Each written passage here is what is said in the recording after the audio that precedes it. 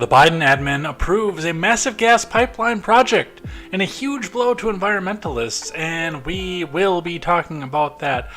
If I am reading this correctly, this means that they are going to be tapping and preparing for Drill Baby Drill. I don't know if that's actually the case or not, but we'll be talking about that. I waited. This headline popped up while I was prepping, and I decided I wanted to find out about this for the first time with the rest of you. So we'll talk about that right after Finance Today. In other news, the Missouri AG issues an emergency order restricting gender-affirming health care for adults and children, but especially for children. So we'll talk a bit about what's happening with that, and a take from Missouri's public radio station to determine what we should be looking at with this.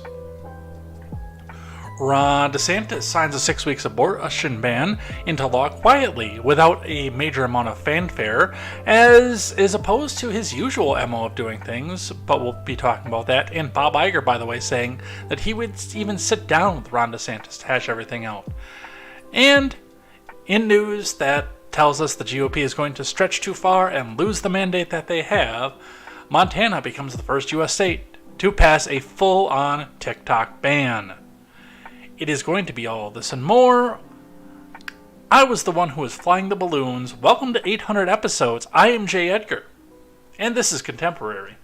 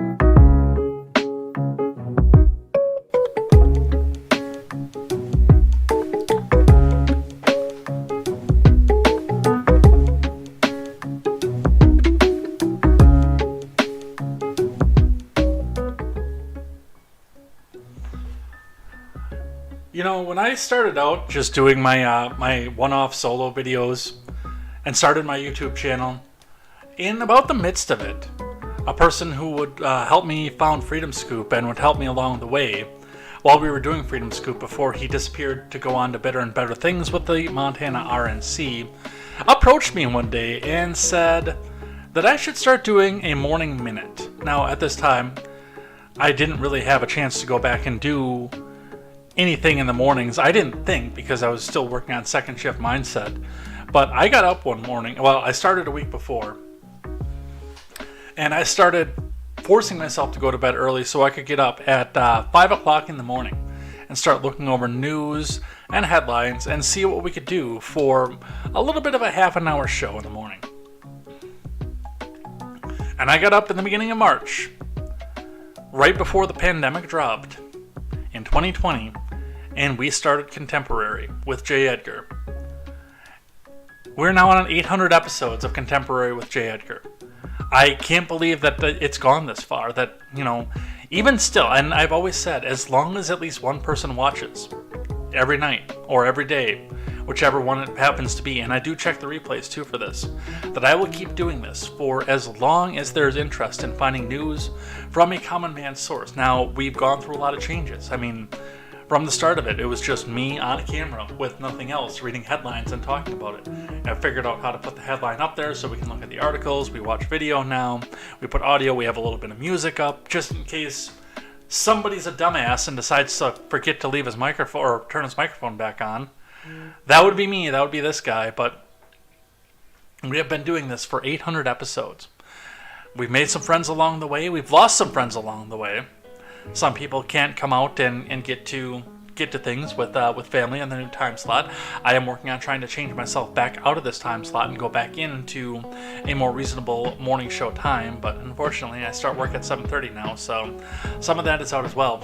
But along the way, I've had a faithful, loyal amount of people here coming here to get their news from the common man for the common man. A simple idea whose time has come. You guys have seen me work through financial struggles. You've watched me end a very, very dark chapter in my life. You watched me get engaged, start an entire new relationship, and then go out and get engaged, and then lose that person too. So we've been here for a long time. 3 years changes a person. I mean, I was clean cut and barely had any hair on the top of my head at the time of thing. Now I'm sitting here growing my hair for charity. We've done a 24-hour live stream. We have interviewed some of the best people on this channel. And along the way, I'm so glad that everybody's been here with us. All right, my diatribe is over. And I'm doing a little bit of filibustering here because we actually have a very short show tonight. It's, well, I mean, it's kind of nice too because we're backing off over the weekend, and I'm sure they're going to dump a bunch of stuff up on us on Monday, so we'll be watching that. But, well, I guess we'll see what's happening with the news, with the headlines, with the finance. After the finance, we're going to be talking more about gas prices because I want to see what's actually in this article and what actually happens with the Biden admin and what they're planning for election year. I think that somebody actually came in and whispered into his ear and says, if you don't get these gas prices down, especially what Saudi Arabia is planning on doing, then you are not going to make it through re-election and you are going to get slaughtered in the House and Senate. So we'll see if that's actually the case. All I know is that he's approved a pipeline. So we'll be talking about that, plus some things out of Missouri, Ron DeSantis' new abortion ban, and even Washington law that doesn't allow parental notification if they find a runaway who is either seeking an abortion or transgender care. So a lot of weird stuff, especially in the culture war, but we're going to get down into it over here on Contemporary. Let's get the live chat up so I can see what you guys are doing. And Luke Wee is headed back to work. Yeah, heading back to work is always good too. Work is good. It's a great thing. All right, let's get into it. Let's get started. Before we do, let's make sure everybody goes and checks out great programming such as The Daily Ignoramus, The Breakdown with Birkenhoff, The R-Rated Conservative, The Porch Boys. Go check out Tweets by Brit, Mr. Behavior, The New Gimmicks Podcast, and Overruled with KTZed as we bring you a better news culture experience from the common man for the common man. That is right. For too long, we have got all of our news and culture from people who wear suits that cost more than our houses. No more. Go check out great news, culture, music, movies, video games, and more from people who are just like you, who are approachable, who can talk to you, and have made some of the same decisions that you are. So go check out all that great programming as we come through on a shift and do things. By the way, the RRC is back. I saw his live stream and talked to him a bit last night after the stream, and he may have found a solution for what's happening with DLive too. So we're going to try that out for a little bit. I'm going to try and fix that over the weekend here as well. But with that, let's get out of it. Let's get into the news, into the finance, and see what's happening around the world. And we're going to start with the Dow, which actually tumbled today. The Dow starting out strong and leaped up above its previous close before spending the rest of the day after 10 a.m. Central Time down on the markets. Looked like it tried to claw back at the very end. It couldn't make it fizzle. This is still a winning week for the Dow as of this point at 33,886.47. That is down 143.22 points, or just shy of a 0.5% drop on the day.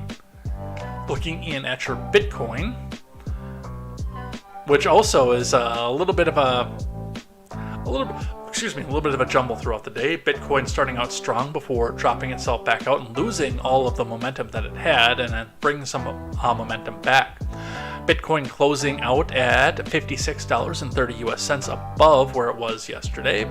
So $30,461 US dollars and 40 US cents on the Bitcoin today. Looking at the gas prices of Madison, unchanged. Still sitting at $3.60 as the average across the entire city, with $3.40 on the Isthmus being the low price leader. So if you can manage, if you're in the Madison area, major urban traffic to find an obscure Amoco in the middle of the Isthmus, Godspeed. I wish you luck. But most of you are not in Madison, so these prices do not reflect your gas prices. Instead, these reflect a certain fixed amount of gas price that we've been watching since, well, basically since the start of the show. Because, well, at that time, it was the gas prices were so low they were newsworthy, and now they're creeping back up to newsworthy highs. So that's what we have going on for that. Let's grab our finance article from CNBC today. Dow sheds more than 100 points Friday, but notches fourth straight positive week. from Sarah Min. The Dow Industrial Average fell Friday, but notched a positive week as investors assessed a weak retail sales report that dented enthusiasm around a stronger than expected start to corporate earnings. The Dow dropped 143.22 points, or 0.42%, to 33,886.47. The S&P fell 0.21 to 4137.64. Meanwhile, the Nasdaq slid 0.35 to 12,123.47. The Dow, however, notched its fourth straight positive week, rising 1.2%. The S&P and the Nasdaq, meanwhile, nabbed their fourth positive week in 5. The broad market index added 0.79 for the week, while the Nasdaq ticked higher by 0.29. Advanced retail sales in March showed consumer spending fell twice as much. As expected, retail sales declined by 1% last month, more than a 0.5% drop, expected by economists polled by Dow Jones, in part because consumers paid less for fuel. Retail sales came in weaker than expected, but a lot of the miss had to do with lower gas prices, which, all things being equal, is a slight positive for spending, wrote Chris Zaccarelli. This sounds like a lot of cope, because gas prices haven't really changed across the quarter. In fact, what little bit of change we have seen off of them has then been going up. I don't believe this. I don't. Inflation has been coming down as gas prices have been coming down, but they can reverse in an instant, which will drive the headline numbers higher. Which is more concerning is that core, which excludes food and gas prices, has been stubbornly high, and where we believe the risks to higher rates for longer lie, Zaccarelli said. The disappointing retail sales data offset excitement around strong corporate earnings. JP Morgan Chase reported a record revenue that beat analysts' expectations, with the stock rising more than 7%. Wells Fargo shares briefly rose as much as 2.1%, and the bank reported growing profits before closing about flat. These were the first bank earnings since the collapse of Silicon Valley Bank and Signature Bank last month. Elsewhere, United Health, which has been the biggest weighting on the Dow, fell 2.7% after what Mizuho described as a modest beat and raise. The action came after United Health said it's spending more than for new diabetes and weight loss drugs from Novo Nordisk and Eli Lilly. So, a few things to watch with this, but this is, again, something that's important to look at with the economy. Now, they're saying that the weak retail comes from the fact that people are paying less for gas. Well, that's all well and good and true, but that doesn't change the fact that people aren't going out and buying a new appliance. Let's use myself for an example for a little bit. There are a few things that, under normal circumstances, I would actually like to go out and pick up for myself. A new coffee pot, a new Keurig, that kind of coffee pot. Possibly run out and get a pressure canner so I can start canning fresh things and not just things that are acidic. And also so I don't have to go out and knock on my sister's door every time I want to can something that's not acidic. I guess that is a reality now that I only live like an hour away from my parents, but still. A new blender. That could be something that's coming off in here. And yeah, actually replace a couple of TVs around here. I know that when I first moved in, my nice Samsung TV, my non-smart TV that I've had since I moved out of Kenosha, that bought the farm. That fell down off my dresser, like right after I moved into this place. And I went out and got a used one off of Facebook Marketplace. I would sure love to replace my TV though. Get a new graphics card for my computer. There are a lot of things that I would like to get, but I look at things and number one, I want to save and buy a house, but number two, and this is the big one and the more important one, every time I go to the grocery store, it's over $100. Well, actually, these last couple times haven't been, but it's because I stocked up when I first moved in. Little by little, I stocked up, so I didn't have to always go out and get a bunch of meat and a bunch of fresh vegetables and a bunch of things like that. I've actually got some stuff in the tank that I can hold out on for a little while. But yeah, for a while there, it was over $100 every single time I went out there. And it's actually going to be over $100 this next time because I haven't gone in 2 weeks.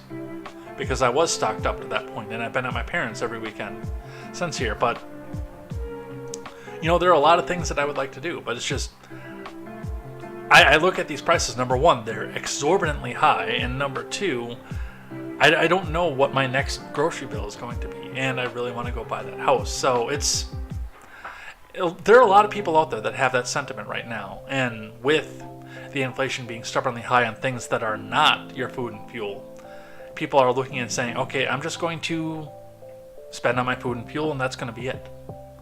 So that is what we have for finance for the day. We do have to look at the layoffs report, and this is the hard one for people. This is a huge layoff too, by the way. I didn't think this company was that big. Yes, even the fact that it's nationwide. From CNN Business, David's Bridal is laying off over 9,000 workers. I didn't know that they were 9,000 workers strong. From Parija Kavilans, David's Bridal, one of the largest sellers of wedding gowns in the U.S., is laying off thousands of workers nationwide, according to a notice filed to the Pennsylvania Department of Labor. The notice said the retailer is eliminating 9,236 positions across the U.S. In Pennsylvania, the layoffs are set to begin on April 14th and end on August 11th, and will affect 15 stores in 9 counties in the state. Wow!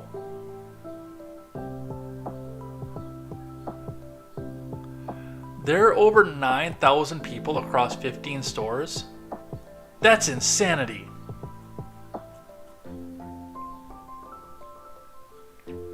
The worker adjustment and retraining notifications did not specify when the layoffs would begin or how many stores would be affected in other states. Okay, so that's not just those 9 counties and 15 stores. That is going to be more across nationwide.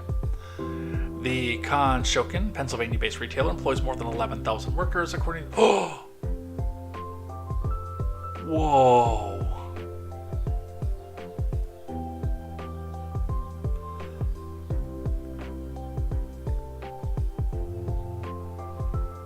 That's 85% of their workforce is going away. Holy crap.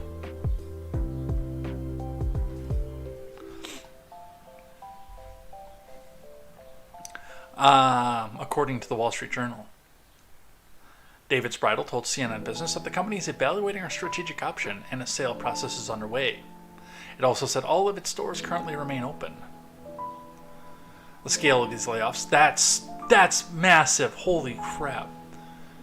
Suggests that David's Bridal is in crisis mode, said Neil Saunders, managing director at Global Data Retail. It indicates there's a massive restructuring going on behind these scenes with a view to conserve cash as the company prepares for either bankruptcy or a sale.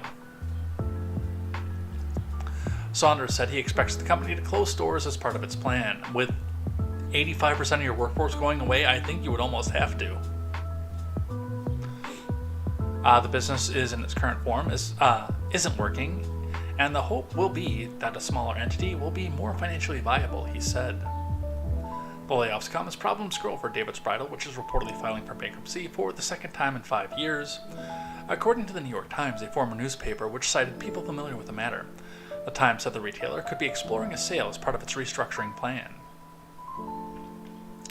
David's Bridal filed for bankruptcy in 2018 after being laden with growing debt and declining sales of wedding dresses.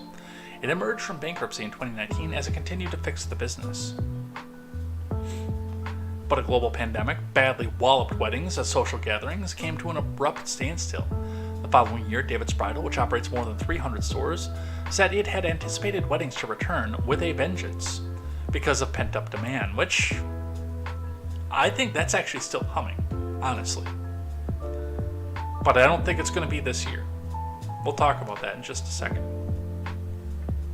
But the layoffs at David's Bridal come amid ongoing job losses across retail, tech, and other businesses. Walmart last week said it's laying off more than 2,000 workers at 5 U.S. warehouses, and Best Buy is reportedly cutting hundreds of store-level jobs, according to the Wall Street Journal report on Friday.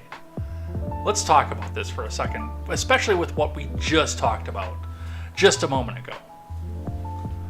What is one of the most expensive things that you do as an adult?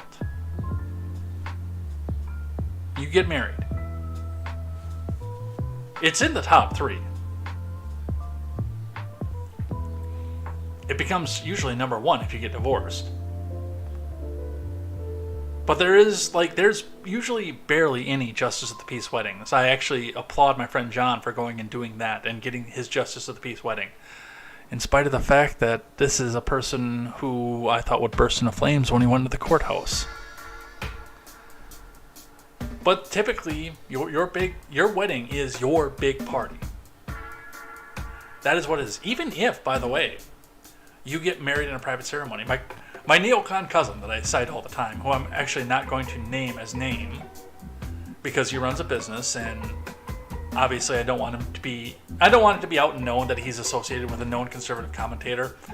You know, I'm still small time, but if I ever do blow up to the point that Jared Holt gets to put a hit piece out on me, I do want to make sure that my cousin, his business, doesn't get walloped by that. Because I think, in spite of the differences he and I have had over the years, he does a really good job with what he does. And he deserves it. But he and his now wife, Beyonce at the time when I was living over there, they decided to sneak off behind his mom's back, just basically so she didn't make herself the center of attention on it. And they got married in a small private ceremony in Hawaii.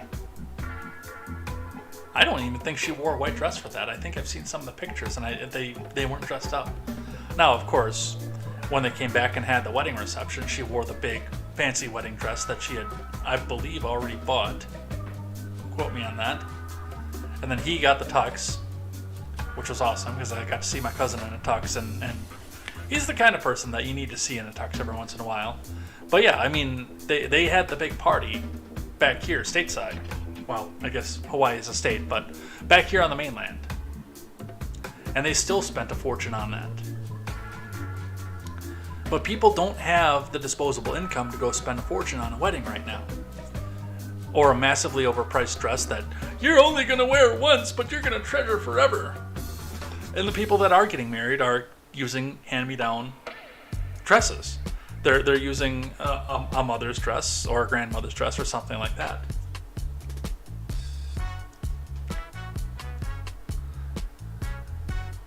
Walmart is laying off because their grocery business is probably booming, but their big screen TV... I always go back to the big screen TV as the example.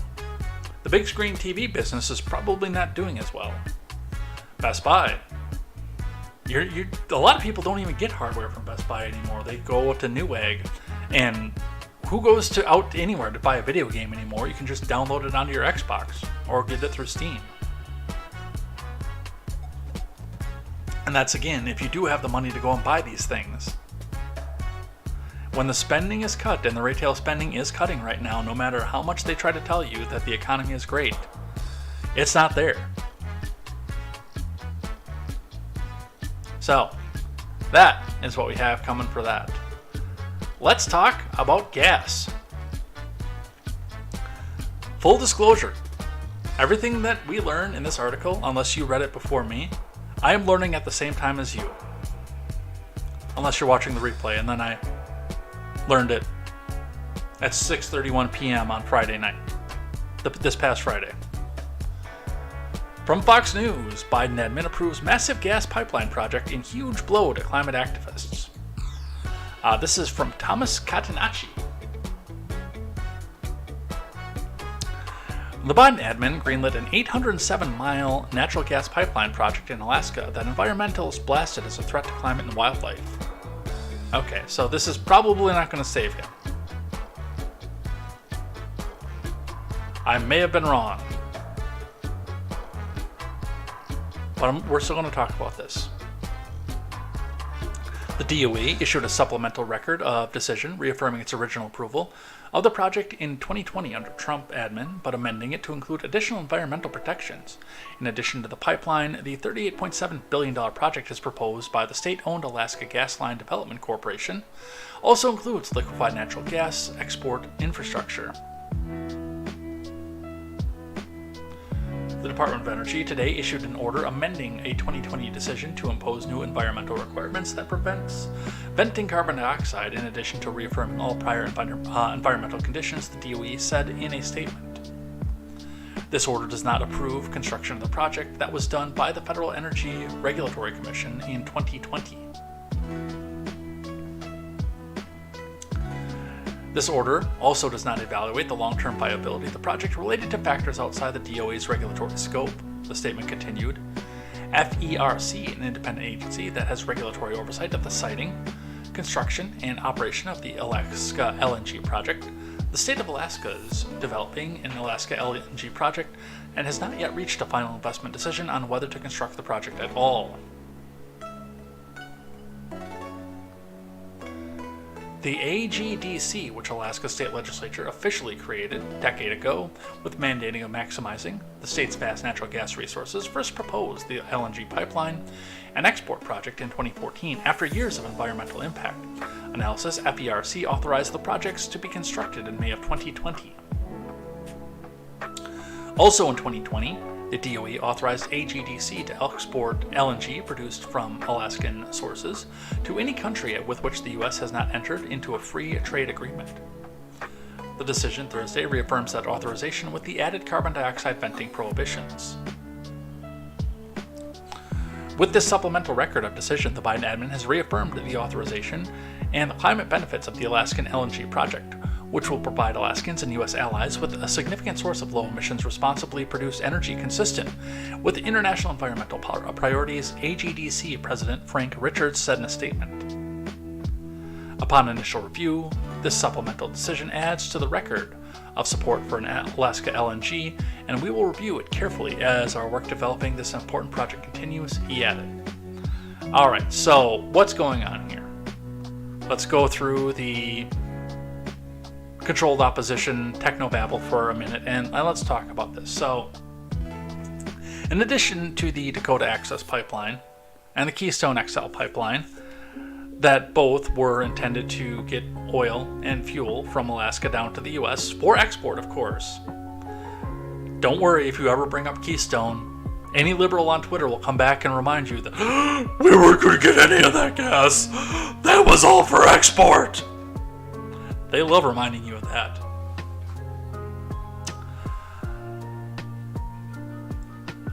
But this does represent a couple things. Number one, this is one of the first times the Biden admin is telling the environmental movement to shove it. Because they can't go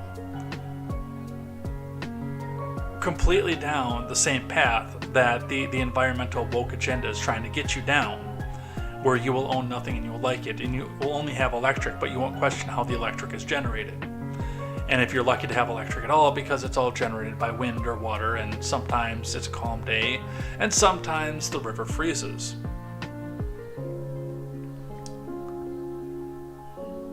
I know that some of our electricity here actually comes from hydro. Not all of it, most of it comes from coal. But some of it comes from hydro, where I live.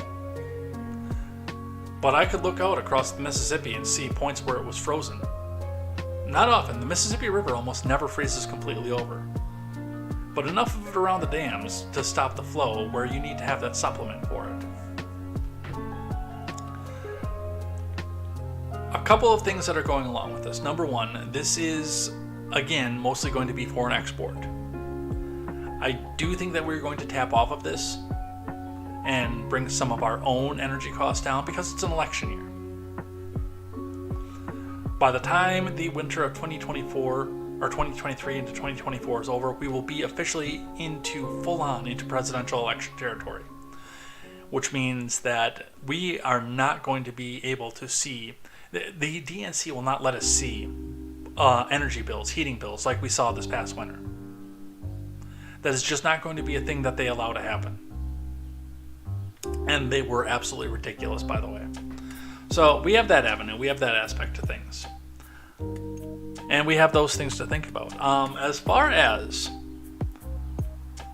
what this is going to do, my hope is that, especially with Granholm and Biden standing up to the wokies, I would actually hope to see Granholm ousted at this point.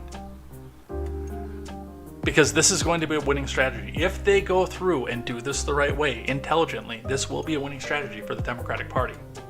And they will alienate their base. But again, this is one thing that I need to remind you, is that the base that they alienate will be convinced by propaganda that if they stay home, or if they don't vote for Biden, then that means that they'll all be all their women will be shackled to the stove and barefoot and pregnant and given over as war brides to all the conservative men, and all the liberal men will be enslaved. They'll convince themselves of that. strategically, this is an intelligent move. What are they going to do? Go vote Republican? No, they're not going to. And they will get out to vote, even if they get double-crossed by the Biden admin. And the Biden admin knows that. So this is a step in the right direction for the Biden admin. It's not going to fix everything, but this is a step in the right direction.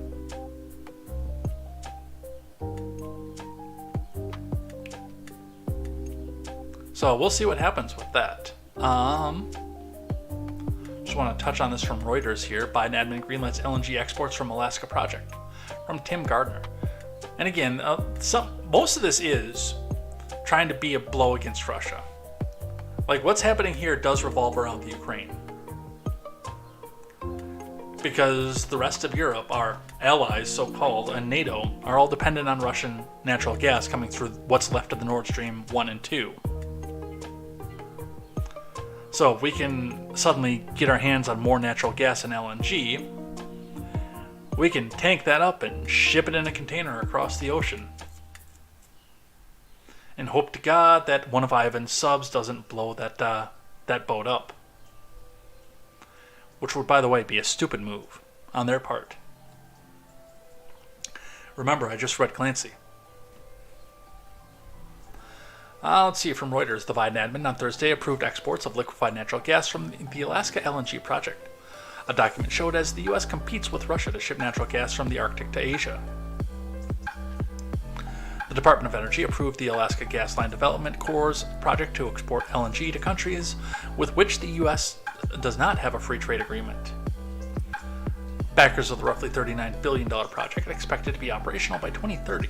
If it gets all the required permits, the LNG would be exported mainly to countries in Asia, so not coming here yet.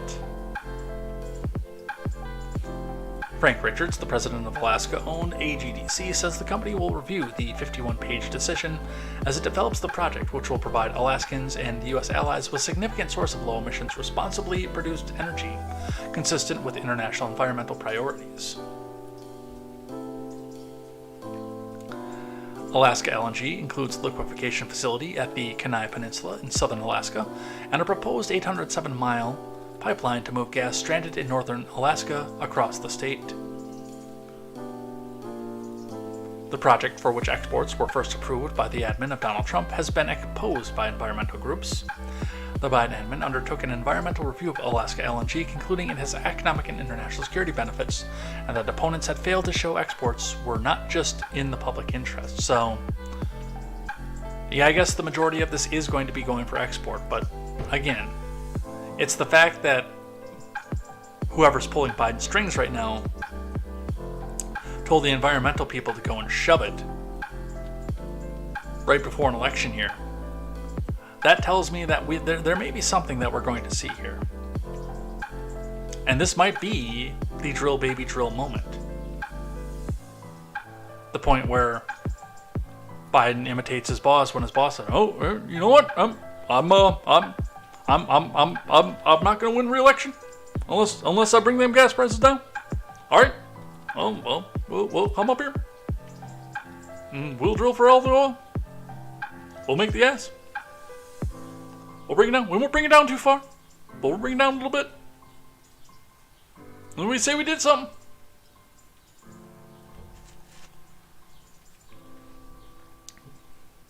So, not what I thought it was going to be.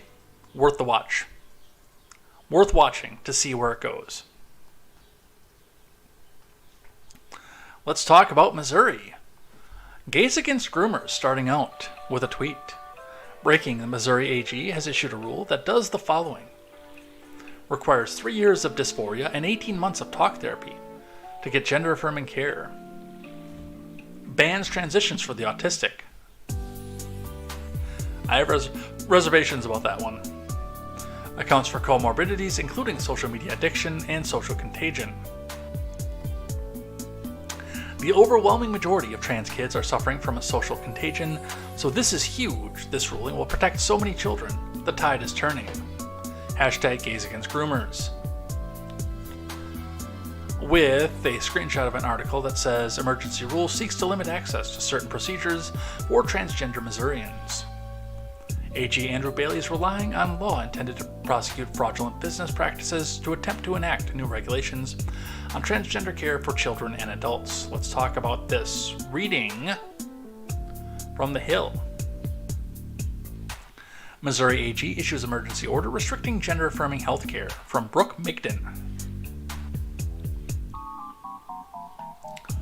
Missouri AG Andrew Bailey on Thursday put into effect an emergency regulation claiming gender-affirming health care for transgender minors is already illegal under a state law prohibiting certain medical interventions in the absence of substantial guardrails. Bailey, who is facing re-election this year, said Thursday that because gender-affirming medical interventions are considered experimental, they are covered by an existing Missouri law governing unfair, deceptive, and unconscionable business practices, which includes the admin of healthcare services. Bailey first issued the emergency regulation in March. The rule includes some restrictions for transgender adults in addition to youth. The emergency rule enacted Thursday states that it's an unfair, deceptive, fraudulent, or otherwise unlawful practice for any person or health organization in Missouri to recommend or administer gender-affirming health care to patients without certain protections in place, including informed consent disclosures and lengthy psychological or psychiatric assessments. Hey, guess what? You don't exist here anymore.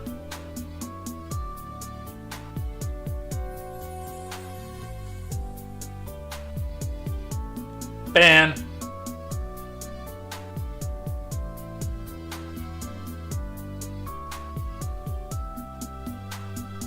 No botting here. This emergency rule is necessary to protect the public health, safety, and welfare, and also protect a compelling governmental interest, as the Attorney General is charged with protecting consumers, including minors, from harm and investigating fraud and abuse in the state's healthcare payment system, the emergency regulation states.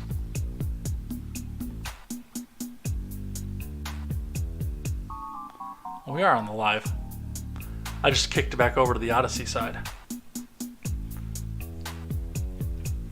Under Bailey's emergency regulation, which is effective on April 27th, and will expire next year, transgender people of all ages in Missouri will be unable to access gender-affirming health care without having exhibited 3 years of a medically documented, long-lasting, persistent, and intense pattern of gender dysphoria. Healthcare providers must also ensure annually that a patient's gender identity is not being influenced by social media or their peers. Those seeking access to gender-affirming healthcare must also be screened for autism, and any existing comorbidities like anxiety and depression must be treated and resolved before the treatment is administered. Bailey's promulgation of the emergency rule follows an announcement from his office on February that a multi-agency investigation had been launched into St. Louis Pediatric Transgender Clinic following accusations of malpractice by a former employee. In a first-person account published by the Free Press in February, Jamie Reed, a former employee of the Washington University Pediatric Transgender Center at St. Louis Children's Hospital, claimed hospital staff frequently fail to properly inform transgender youths and their families of the potential side effects of gender-affirming health care, and in some cases provided treatment without parental consent. Reed made similar claims in a sworn affidavit to Bailey's office, triggering the investigation. Josh Hawley responded to Reed's claims, announcing in February that his office had launched a separate investigation into the hospital's transgender center. Alright, there's a lot to unpack with this. So the first thing that I want to talk about is the fact that this is talking about what consenting adults put into their body. As much as I am in the tank to go back and protect the kids from pernicious parents,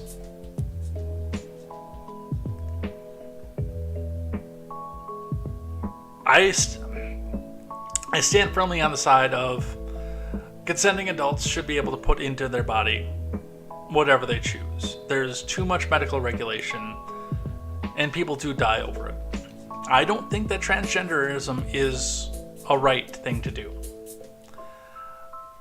And what's fun, and I saw a post on Twitter that talked about the fact too that, these people can't accept themselves. Why should we accept them?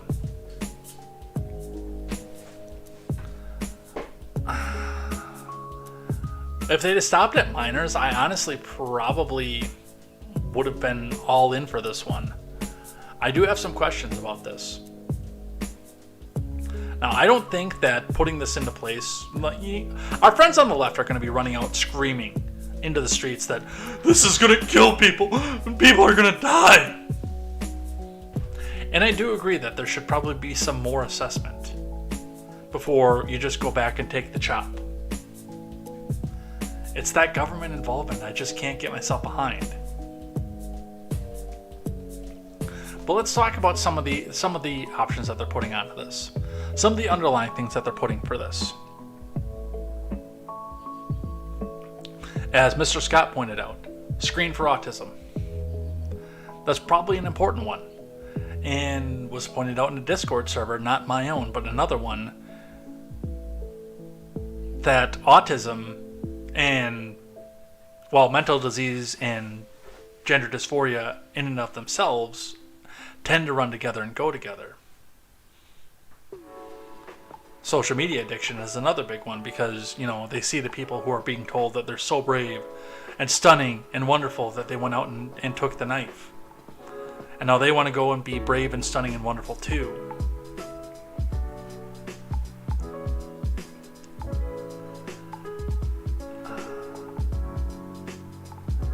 I do like the 8 requirement, and yes, even though that this is me talking about something that I enjoy in a government policy, that I still hate because it's coming from the government. The fact that they want to make sure that other underlying conditions are treated first. Anxiety, depression, suicidal thoughts. That you take care of those before you send people under the knife. I think that's important. I think especially with the need for an underclass for the Democrats to pander to has been a part of what has caused this major push to get people under the knife, to get their wee-wees chopped off and the boobs chopped off and all the rest of this kind of thing. And I often wonder when I meet some of these people, if they were to go and have some sort of depressive treatment, because there always seems to be another thing that goes along with it. And we as Americans too we're so doped up to the gills on everything. There's so much anxiety, there's so much depression, and we don't know how to talk to each other. So if we were to go out into a point where, again, some of these things got corrected, I would be curious for some of the people who've gone under the knife. If they would still be under the knife, if they would still be wanting to go back and transition, or if they would want to transition back after the fact, if they got a treatment for an anxiety, a depression, or something like that. I'm not a doctor and I'm not a psychiatrist, but these are questions that I have because I was talking to my mom about it one day. And one of the things that I had mentioned the fact was because she doesn't understand why there's so much interest in changing your sex and your sexuality. One of the things that I brought up, one of the things that I had mentioned was the fact that for men to women, there seems to be a lot of interest in getting into women's spaces for one reason or another. And for women to men, it seems more like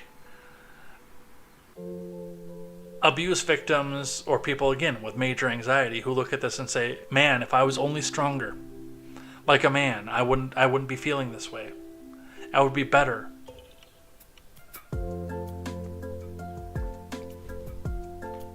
So a lot to see with that, and we got to unpack a little bit more with this. Missouri to implement transgender healthcare limitations for adults and minors. From Kiera Alfonseca. The Missouri AG announced new limitations on Thursday on gender-affirming care for minors and adults, in a move that sparked outrage from advocacy and LGBTQIRAMIGIXTBYOUTAMEOU, sometimes Y groups. AG Andrew Bailey's limitations would require adults to attend 18 months of psychological or psychiatric assessments via a therapist before receiving gender-affirming care to explore the developmental influences on the patient's current gender identity and to determine, among other things, whether the person has any mental health comorbidities. Providers would also need to prove that the patient has exhibited, medically documented, long-lasting, persistent, and intense pattern of gender dysphoria for at least 3 years, according to the announcement. A spokesperson for the AG's office, Madeline Slayrin, told the Associated Press that the restrictions would apply to both minors and adults. LGBTQIRAMIGXTBOUEIOU sometimes Y advocates slammed Bailey's decision to restrict healthcare available to both adults and minors, arguing that Bailey's announcement is based in discrimination and not science. The AG's claims are maliciously cherry-picked and come from unverified sources that allow him to promulgate disgusting, obstructive, and misleading information into an emergency rule, said PROMO, Missouri's LGBTQIRAMIGXTBYOUTIMIRPURMAEUI, sometimes Y public policy, an advocacy organization, in a statement to ABC News. Bailey's announcement focuses on the risks associated with gender-affirming care, but physicians have told ABC News that all medications, surgeries, or vaccines for any kind of treatment come with risk, and gender-affirming care is no different. That's true, but, well, with the exception of the Pinko Pox vax, most of these are not being pushed by the media, as Mr. Scott correctly points out. They say knowing the risks and benefits of treatment and not treating a condition can help families and individuals make an informed decision. Major national media associations, including the American Academy of Pediatrics, the American Medical Association, and the American Academy of Child and Adolescent Psychiatry, and over 20 more agree that gender-affirming care is safe, effective, beneficial, and medically necessary.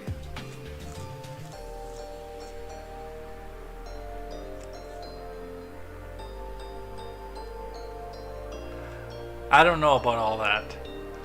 Due to gender-related discrimination and gender dysphoria, trans youth are more likely to experience anxiety, depressed mood, and to think about or attempt suicide. Gender-affirming hormone therapy has been found on average to improve the mental health of transgender adolescents. They're Bob Ross teenagers. Instructors or Bob Ross School of Painting, and Why is I took it with Owen my two Wilson boys, talking? and we. Okay, we're gonna put a stop to that. Ka-chow, you're gone.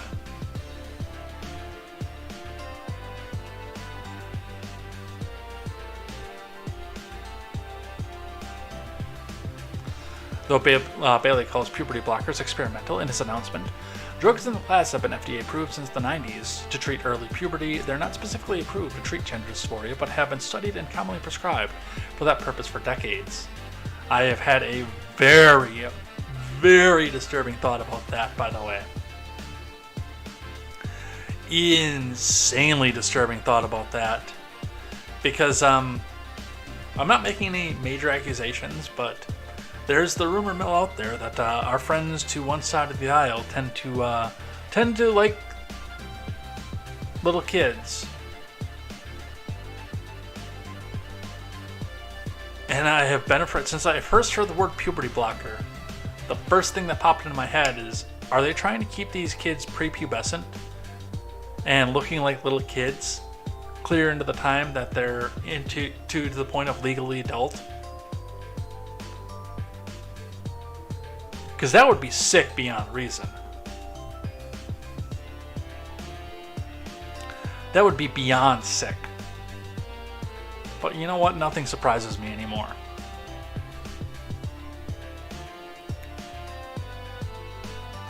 And this, by the way, the ABC News, The Hill, for all of its faults and all of its Dem bias, was surprisingly objective with this article. ABC News is not. Oh, well, we need to go on to the trans agenda, and we just need to take what the trans supporters say is gospel with no pushback. Any pushback is bigoted and evil.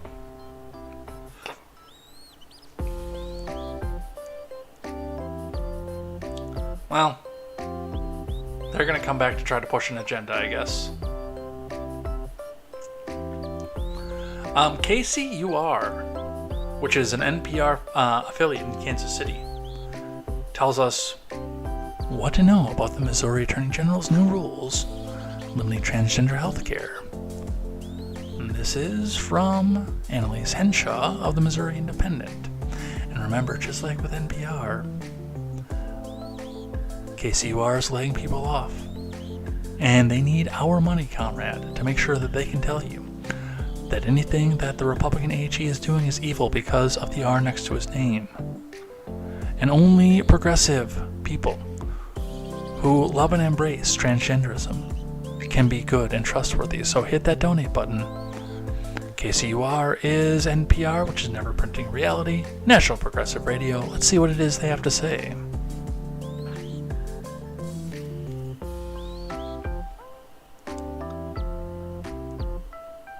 The Office of Attorney General Andrew Bailey is citing the Missouri Merchandising Practices Act, a law intended to prosecute fraudulent business practices, to institute emergency rules that would make it much harder for transgender children and adults to access puberty blockers, hormone treatments, or gender transition surgery. Bailey released details of the emergency rule Thursday, seeking to make it harder for transgender children and adults to access certain medical procedures, calling them experimental and arguing they need substantial guardrails. The rule, once filed with the Secretary of State, would be in effect from April 27th to February 6, 2024. Citing the Missouri Merchandising Practices Act, the law intended to prosecute fraudulent business practices, Bailey's office prescribed a multifaceted disclosure and screening process for physicians offering gender-affirming care. The AG's rule mandates that anyone receiving puberty blockers, cross-sex hormones, or gender transition surgery must first receive 15 hourly sessions with a psychologist and psychiatrist over the last at least 18 months. The rules also include a provision that bars physicians from prescribing puberty blockers or cross-sex hormones unless the patient has 3 most recent consecutive years of medical documentation showing gender dysphoria. Otherwise, healthcare providers in Missouri that prescribe the medications to those without years of documentation could face a lawsuit from the AG alleging fraud. I will always fight to protect children because gender transition interventions are experimental, Bailey said in a press release on Thursday. Shira Berkowitz, Senior Director of Public Policy and Advocacy for LGBTQIRAMIGIXTBYOUTIMTOMEAEY, sometimes Y Advocacy, organization Promo, said Bailey's office is stating that they know better than not only all the major medical professional associations, but also practitioners, following those guidelines and caring for patients. Tony Rothert, Director of Integrated Advocacy for the ACLU of Missouri, which you know that's going to be objective, told the independent provision, this provision goes beyond the scope of Missouri Merchandising Practices Act. He said the law typically is used to try to stop scams that are taking advantage of Missouri citizens. Yes, corporate would like to have you point out the differences between these two pictures. Well, they're the same picture. Defining what patients have to do to get rid of that mental health concern that's getting into the practice of medicine, Rothert said. This is trying to fit everything into one box, and that's not how medicine is practiced, and it's not how law regulates medicine traditionally, he said. House Minority Leader Crystal Quaid, minutes after Bailey released the emergency rules language, accused the Attorney General of trying to create law through the rules process. These doctors are doing exactly what they're supposed to be doing, and what every standard of care of every medical association in our country tells them to do. That is what they're doing, she said. It's really fascinating that our Attorney General thinks that he's a lawmaker, and that he can tell doctors how better to do their jobs. That is the other aspect of this, and I've always been an advocate of this, because I'm against EO. This is an executive action from an executive department cabinet member, the Attorney General. This should be done legislatively. And I know they probably can't work up the votes to go back and do this legislatively, but I really think this should be done legislatively. The people represented by Missouri and their congresspeople, their state congresspeople, should be able to petition their congresspeople and say, hey, this is what's happening. I like the idea in theory. The practice is a little bit botched. And I'll be consistent about that. I will.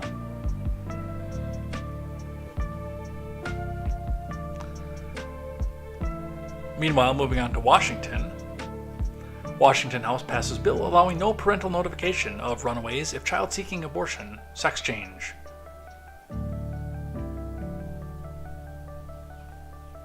Hold on. I think I've got a sounder for that, but I gotta dig for it.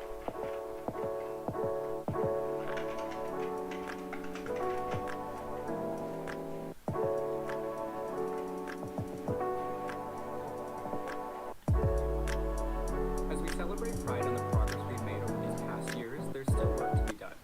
So to those of you out there who are still working lives you can't respect, but you're just frightened. You think that we'll corrupt your kids if our agenda goes unchecked.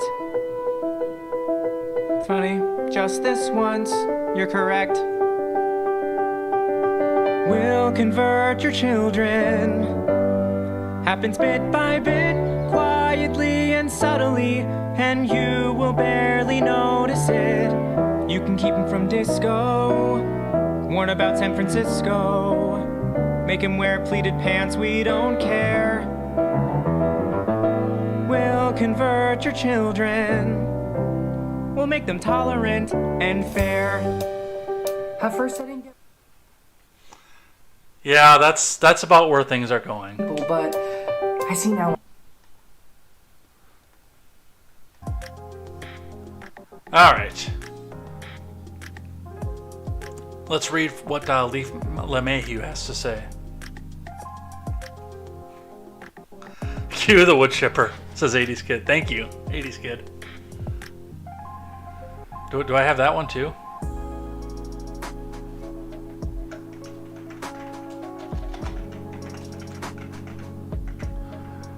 Well, the people that watch this on the replay on Instagram are probably way confused at this point. Because they can't hear any of the music at all.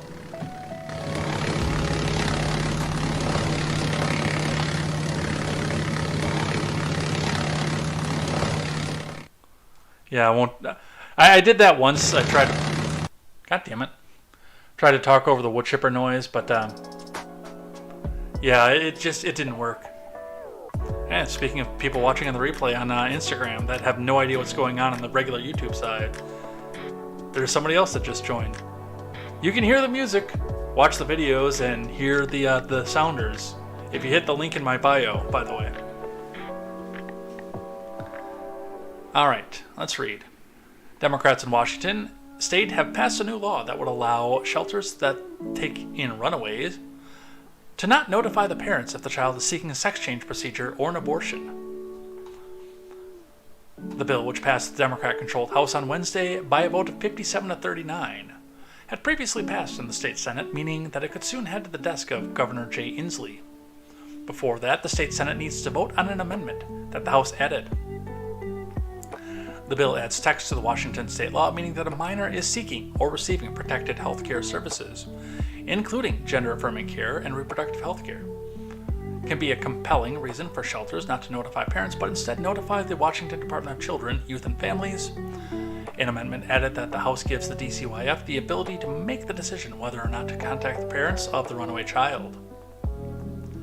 Therefore, the legislature intends to remove barriers to accessing temporary licensed shelter accommodations for youth seeking certain protected health care services, the bill reads. The bill was sponsored by State Senator Marco Lias, the Democrat who represents an area just north of Seattle and co-chair of the LGBTQ caucus. This legislation ensures that our trans youths have safe options and access to secure, stable shelter when they may not be welcome at home, Lias claimed. Yeah, they're coming for your kids. Republicans at the State House, who all voted against the bill, said that it represented a huge erosion of parental rights. These are pre-political rights upheld by the U.S. Supreme Court multiple times. The Due Process Clause of the 14th Amendment secures the rights this bill seeks to eliminate. The state has no legitimate authority to get between moms and dads who are providing a safe home and their children, period, said Rep. Travis Couture. A Republican from Aberdeen, Jim Walsh, said the bill was an attack on parental rights and families. And yes, they're not going to stop. They are not going to stop until you get to a point where CPS and the state are raising your kids, not you. This is just another step in this. They're coming for your kids. Meanwhile, on the other side of the country, and on the other side of the aisle, from a person who can't think to go back and refresh or archive a page, Ron DeSantis quietly signs Florida's 6-week abortion ban into law. From Matt Dixon. Ron DeSantis quietly signed legislation Thursday that would ban most abortions after 6 weeks in Florida, a move that will weigh on his likely 2024 presidential bid. DeSantis said as far back as last month that he would sign the measure, shepherded through the GOP-dominated legislature, even as most public polling indicates a ban on abortions at 6 weeks of pregnancy is unpopular in both political parties. The Florida law bans abortions at 6 weeks but creates new exemptions for rape and incest up to 15 weeks of pregnancy. It does not change existing exemptions for life and the health of the mother up to 15 weeks. DeSantis signed the measure just hours after the legislature passed it Thursday afternoon, but he didn't announce it publicly that he did so until after 11 p.m.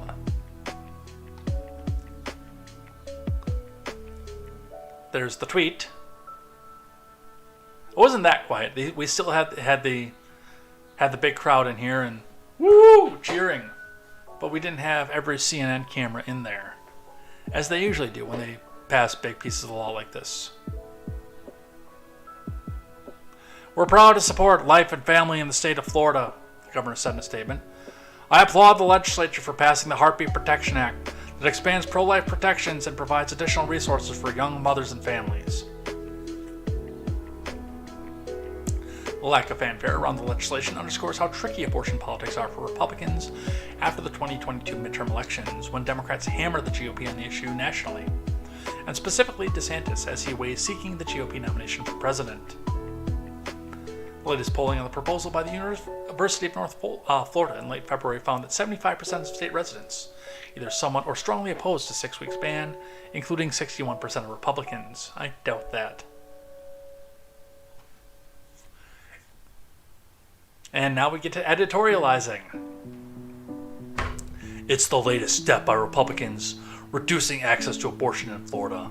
Last year, DeSantis signed a 15-week abortion ban passed by the GOP legislature that's currently before the Florida Supreme Court. This 6-week ban will be on hold until the court rules on that proposal. After the U.S. Supreme Court ruled in June that there was no constitutional right to an abortion, Florida has become a place people throughout the Southeast come to for abortions as other states in the region ban them. The number of women seeking abortions in Florida from other states increased from 3,988 in 2020 to 6,708 in 2022, according to Florida's Agency for Healthcare Admin. So, we have that. We have an analysis of this, by the way, which I thought was going to be another one of those lengthy articles where a CNN pundit lies in written form. I didn't realize until we were just getting started, this is actually a video analysis. So we're going to listen. Does not say who the pundit is, but we're going to listen to what their analysis is of this. I'm sure this will be objective, and I apologize. After fierce debate yesterday, the Florida House passed a 6-week abortion ban. Florida Governor Ron DeSantis signed it into law last night, replacing the previous law which banned abortion after 15 weeks. Watch.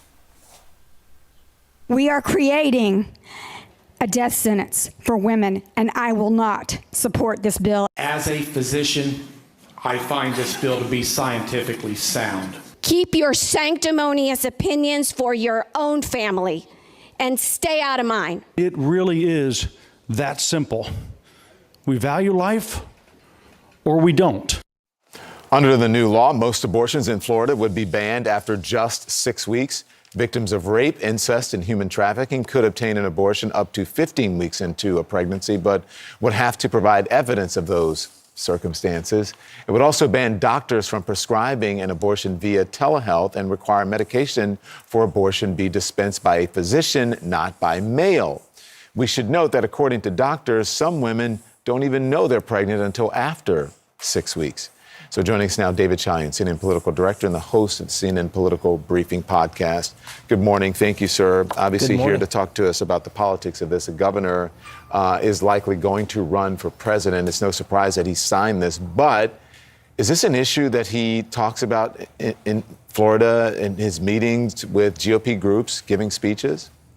Yeah, and we should note also the state Supreme Court needs some action here on the 15-week ban before this 6-week ban can actually take effect in Florida. But to your point about Governor DeSantis, Don, we have seen him sort of champion a lot of the legislative work he's been getting through in Florida. This is something he doesn't shy away from, obviously, but it's not something that he puts front and center the way he does his battle with Disney against what he thinks is woke corporate culture, the way he puts the education agenda, where he thinks public education in Florida is sort of run amok when it comes to the teaching of race and history and gender identity, sexual orientation. So he has put other battles much more front and center in his sort of pre-campaign travels around the country than he has this 6-week ban. I mean, just take a look. He was in Ohio campaigning yesterday.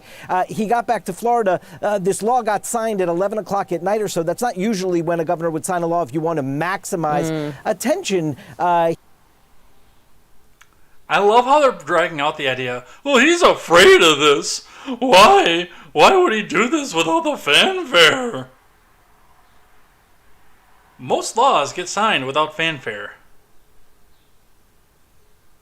In fact, the only ones that get signed with a major fanfare are the things that are extremely controversial or would do so on political points. I actually would like to see the theatrics leave politics. I'd like to see a lot of that. You know, that whole stupid thing that the Donald did all the time, where he'd come out with... Is my notebook over here? Yeah, it is. You know, he'd come out with the executive order and the nice big leather bound, and then he'd go back and he'd sign it, and you... Look at me. I made an executive order. I'm your greatest president.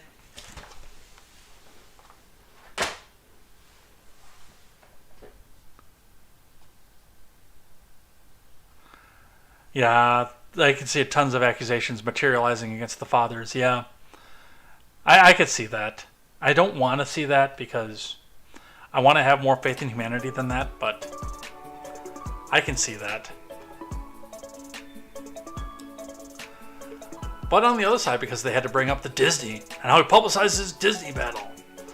Well, Bob Iger, realizing that he's more of a businessman than his predecessor, Bob Iger says that if DeSantis wants to end his feud with Disney, they could just sit down and discuss all of this. From Cheryl Teh.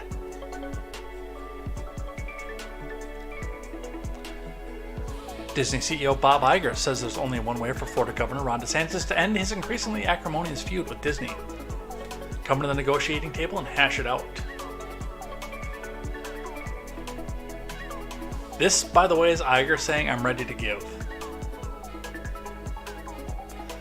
I do not view this as going to mattress situation for us, Iger told Time, commenting on the ongoing tussle with DeSantis over Disneyland in Florida. If the governor of Florida wants to meet with me to discuss all of this, of course, I would be glad to do that, Iger said. He added that he's always been a person that typically has respected our elected officials and has the responsibility that they have. He also says that there's no reason why he wouldn't meet with DeSantis.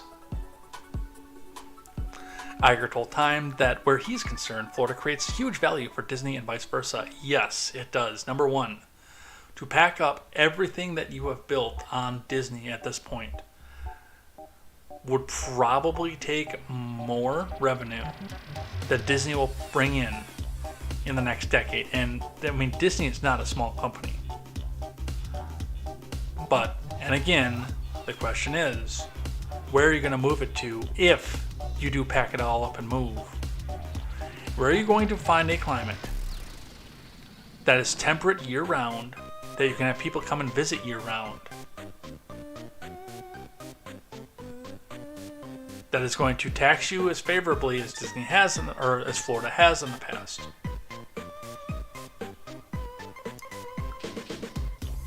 You're just not going to. This is a lose-lose for Disney if they decide to cut ties with Florida.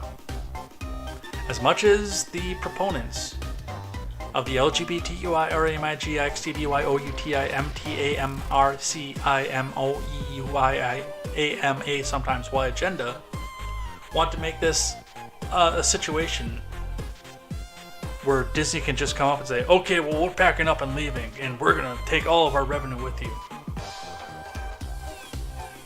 Bob Iger knows better. And I think he knows that Ron DeSantis is not going to fold on this one. So now he wants to mitigate some of the damage that his predecessor did.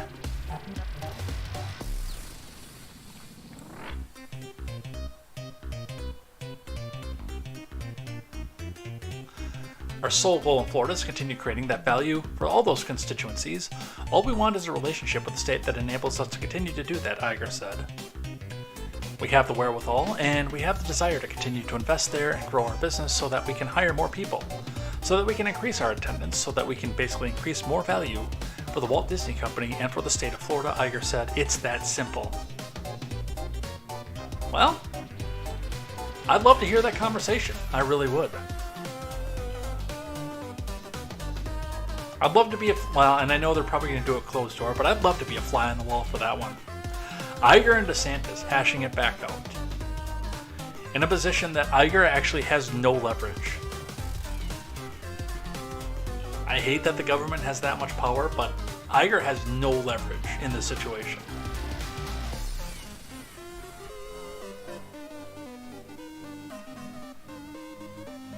But that's where we're at with that. And Elon Musk even coming in and weighing in on some of the stuff here. Daily Wire reporting, prison for life. Elon Musk sounds off on parents and doctors who sterilize minors. From Tim Meads. Did Elon go too far or not far enough? That's the question after the chief voiced his support on Friday morning for sending doctors and parents to a life sentence in a slammer if they approve or conduct sex change surgeries and other life-altering procedures on minors who believe they are transgender. Musk's comments come in reaction to popular media personality, the red-headed libertarian, mocking MSDNC for an article claiming that Florida Governor Ron DeSantis was destroying an entire state. It is alluded to by the red-headed libertarian, Queen Josie, by the way. The left seems to take the most issue with the state's Board of Medicine and Board of Osteopathic Medicine rule, for which effectively equates to you can't sex change for your child in Florida. That board, with support from DeSantis, recently crafted a new rule that prohibits minors in Florida from receiving puberty blockers, cross-sex hormones, and gender-related surgeries.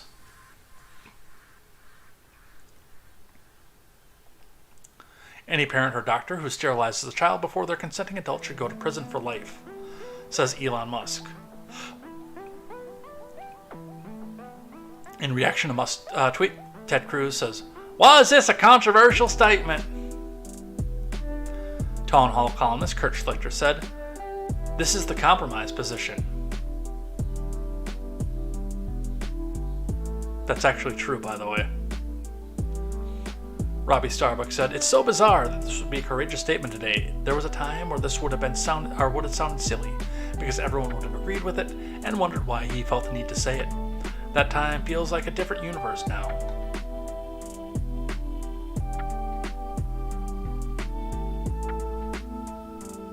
And the worst part of it is, and again, this comes from, we look back on the ADHD run. There's always been that accessorized child for parents. Autism was the most recent one. Oh, my child's on the spectrum. Oh, he's functionally autistic. He's on the spectrum. He's a good little boy. But I can take him out to parties and show him off, and we have him on all these medications. Meanwhile, I do have another cousin on a different side of the family that is actually mostly debilitatedly autistic. He can function in the real world, but it is incredibly difficult for him to do so. And some of these people who function normally, that just call themselves autistic, they made me angry for a long time. Because a person who acted normally but just happened to like anime a little bit too much, calling themselves autistic when I could see what my little cousins had to go through for his entire life, that burns me up. But transgender is just the next thing. My child is so special because he's non-binary, or she's this, or they're that. And these parents are coming out here to mutilate their kids so they can have the new trendy little kid out there. Yeah, maybe they should face prison for life. With due process, of course.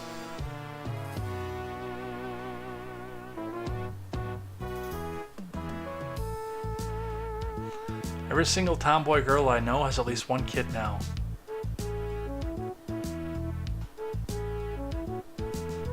Alright, let's talk about Jack Teixeira. Suspect charged in Pentagon documents leak case from Hannah Rabinovitz and Jeremy Herb. So we're not going to spend a lot of time on this, but we'll be going over the charges at this point.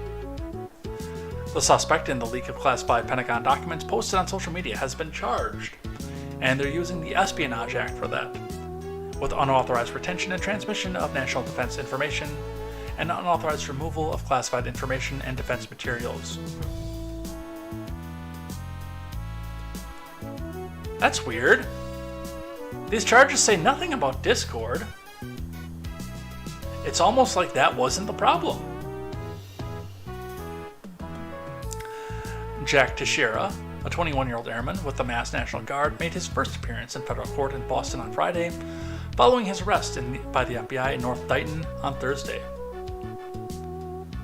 According to charging documents, Teixeira held a top-secret security clearance and had allegedly began posting information about the documents online around December 2022 and photos of the documents in January. Teixeira's arrest came a week after the initial public disclosure that the classified material had been posted online to a small Discord group. A social media platform popular with gamers, the documents, some of which have been reviewed by CNN, include a wide range of highly classified information, including eavesdropping on key allies and adversaries and blunt assessments of the state of the Ukraine war.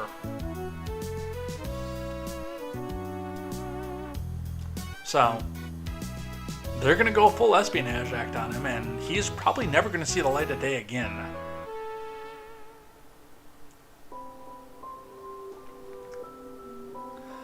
Tucker weighing in on this, by the way.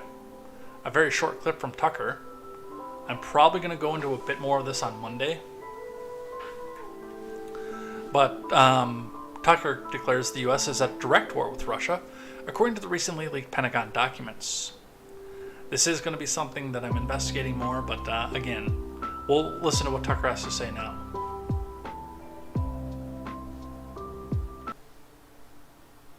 So this is not a regional conflict in Eastern Europe. This is a hot war between the two primary nuclear superpowers on Earth. And yet this war has never been formally declared. It has not been authorized by Congress. And for that reason, this war is a violation of American law. It is a crime. So this is not a regional conflict in Eastern Europe. This is a hot war between the two primary nuclear superpowers on Earth. And yet this war has never been formally declared. It has not been authorized by Congress. And yeah, one of the things that was pointed out in this was the fact that, there are troops on the ground in Ukraine, which we were assured was not going to happen. So we will continue watching this and see what happens with that. We'll probably talk more about this particular document on Monday.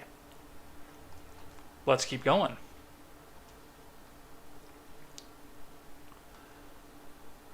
In what I believe is going to be a major overstretch, and again, as somebody who doesn't really care for TikTok, but knowing full well that the ban is just going to lead to VPNs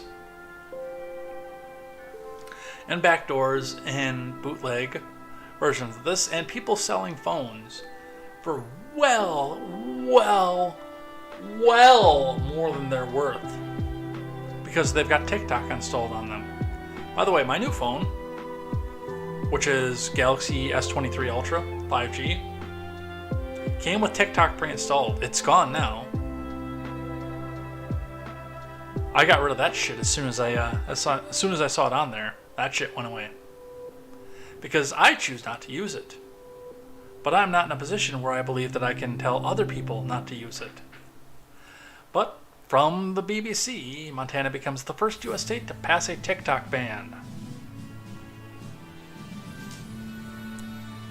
From Bernd DeBusman Jr. Montana has become the first U.S. state to pass a legislation banning TikTok on personal devices. TikTok, which is owned by Chinese company ByteDance, has been accused of posing a national security risk through data gathered from users. If signed into law by Governor Greg Gianforte, the ban could come into effect in January. The company suggested that it would take legal action to fight the Montana bill. The bill, known as SB 419, passed by a vote to 54 to 43. It cites a number of concerns about TikTok, including alleged surveillance from Chinese government and encouragement of dangerous activities among young users of the app, such as throwing objects at moving automobiles or lighting a mirror on fire and attempting to extinguish it by using only one's body parts. That's natural selection. And I'm not even going to begin to tell you about the stupid shit that I did when I was a kid. And I didn't need an app to inspire me to do it.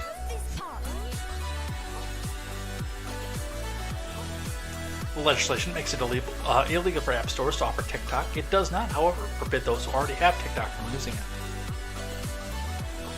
Violations of the bill could carry a penalty of up to $10,000, which would be enforced by Montana's Department of Justice.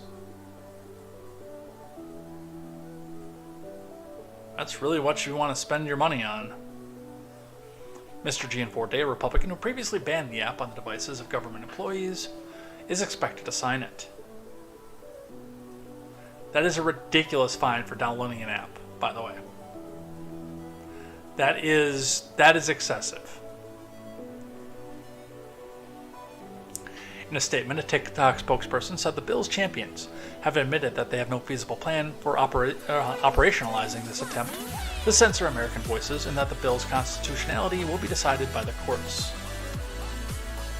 We will continue to fight for TikTok users and create a Montana whose livelihoods and First Amendment rights are threatened by this egregious government overreach, the spokesperson added. Again, I am no fan of TikTok, but I'm going to come right out and say that this is a government overreach. It is not the government's job to protect you from malicious apps. If you are stupid enough to have all of your personal data put out there, or follow the TikTok trend, but if you're stupid enough to let the Chinese government come in and spy on you, that's on you.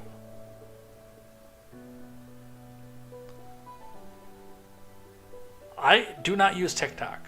I debated it for a little while because I know it's good for growth and it's good for promotion and things like that. I'm gonna bring out the air quotes. What is talking? He's sent both of his kids to the same school that he attended as a boy. Yeah, you can, we can shut you up here. It just went out to live. I don't know why.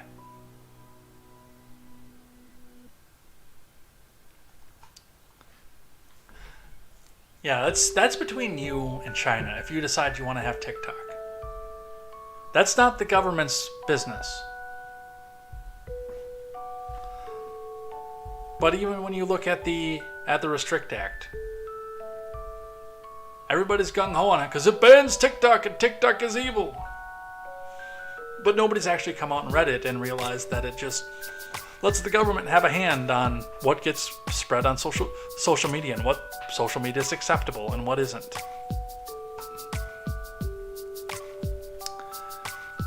Speaking of social media, Anheuser-Busch has broken its long silence amid the Dylan Mulvaney PR crisis.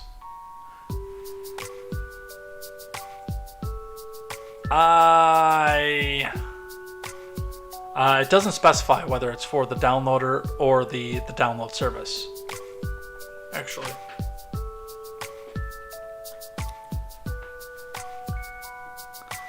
Anheuser-Busch CEO breaks long silence amid Dylan Mulvaney PR crisis. From Ryan Saavedra.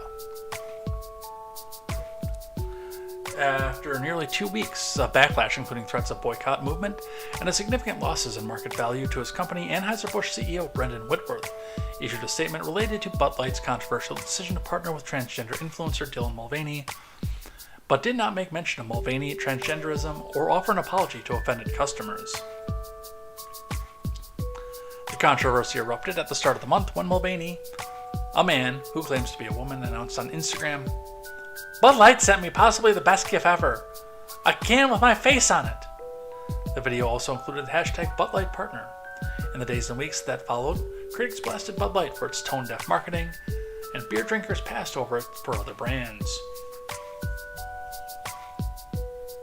I know you can't really get it outside of my state, but Spotted Cow is a way better beer. Anything from New Glarus actually is a way better beer than what's in that little blue can. Whitworth said he's responsible for ensuring every consumer feels proud of the beer that we brew. Ew, why? And that the company proudly supports our communities, military, first responders, sports fans, and hardworking Americans everywhere. Whitworth added that he spends a lot of time listening to and learning from our customers, distributors, and others. The statement failed to directly address the controversy that sent the company into a 13-day PR crisis in the first place. Their decision to collaborate with a man who has achieved internet fame by pretending to be a woman for the last year. And really, honestly, and I don't talk about Mulvaney very much, but I do tend to agree with Tim and a few others that I don't think that this is actually a transsexual person. I think this is a person who got famous for mocking women, making fun of women, and then decided to be attention grabbing some other way. The CEO statement came nearly 2 weeks after Mulvaney appeared in an April 1st video showing off Bud Light's cans with his face on them. Initially, there was confusion as to whether the April Fool's Day announcement from Mulvaney was even real because of Bud Light's official social media pages and press page made no mention of a partnership with him. But Bud Light confirmed and defended its partnership with Mulvaney on April 3rd, saying the custom beer cans were a gift for Mulvaney's personal milestone, or reference to 365 days of Mulvaney has gone posting videos in makeup and women's clothing. While sources familiar with the matter later claimed to the Daily Wire that no one at the senior level of the company was aware of Bud Light's polarizing partnership with Mulvaney, the company's vice president of marketing recently touted the mandate to make the brand more inclusive.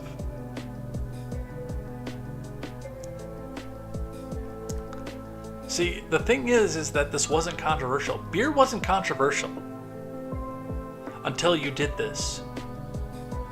And I'm sure that transgender people, gay people alike were drinking Budweiser products. My godmother's female partner for many, many years drank Bud Heavy like every day. It was already inclusive. Everybody drank beer. Even I enjoyed the occasional one, and it doesn't do anything for me.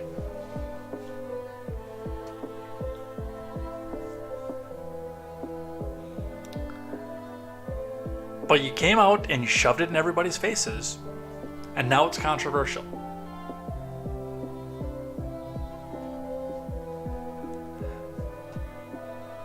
Yeah. Mr. Scott says, everyone likes the "What's up" ads. I remember the "What's up" ads.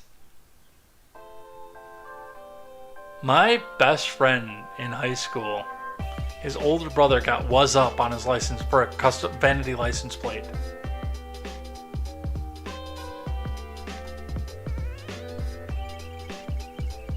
So, yeah, and again, this wasn't controversial until you shoved it in everyone's faces.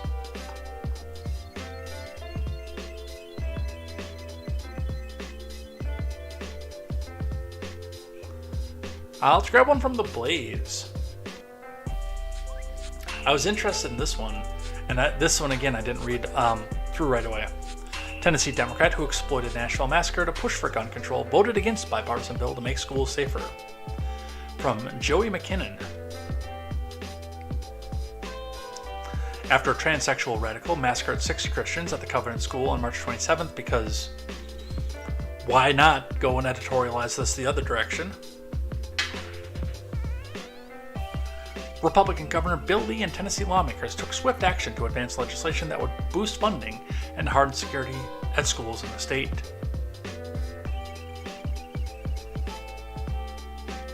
HB 322 passed both the State House with a bipartisan 95-4 vote on April 6th and the Senate on April 13th with unanimous 33-0 vote. Lee is set to sign it into law. The 3 Democrats who used the shooting as a springboard for their gun control agenda and media tour did not, however, support the legislation. Despite having expressed concern over school shootings and invoking the memory of slain children, Democrat reps Justin Jones, Gloria Johnson, and Justin Pearson ultimately voted against the school safety bill. The Tennessean reported that the bill would require schools to lock exterior doors while students are present, conduct an annual incident command, bus safety drills extra to the already required armed intruder drills, and install classroom door locks, and secure visitor entry vestibules. In addition to hardening structural security, the bill would require school districts to ensure staff and experts have the wherewithal required in the event of an emergency. Accordingly, districts must have a threat assessment team and ensure that private security guards undergo annual active shooting training. Districts will also have to annually provide up-to-date safety plans, floor plans, security systems, access to state and local law enforcement to optimize alignment and interoperability. While not all the requirements extend to public charter schools, private schools, and church-related schools, they too will have to ensure the exterior doors are locked, relevant drills are routinely conducted, security guards are trained up, and school safety plans are in place. But see, if you vote yes on this, then you're in an awkward position when people say that it's the gun's fault instead of the shooter's fault. So I know why they voted against it. Because their ultimate aim and goal is to disarm the law-abiding citizens.